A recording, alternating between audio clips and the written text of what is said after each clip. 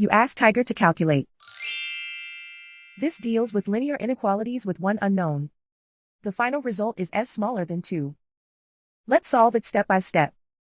Swap sides.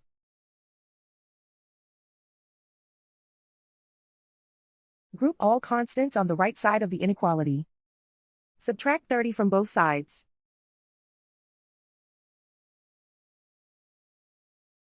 Group like terms.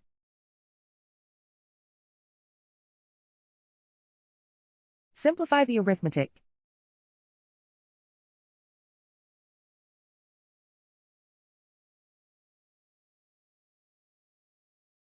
Isolate the s. Divide both sides by 2.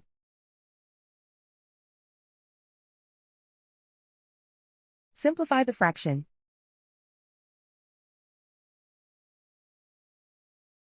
Find the greatest common factor of the numerator and denominator.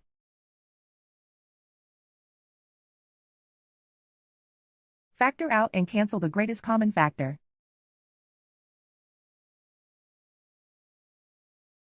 Plot the solution on a coordinate grid. And so the final result is s smaller than 2.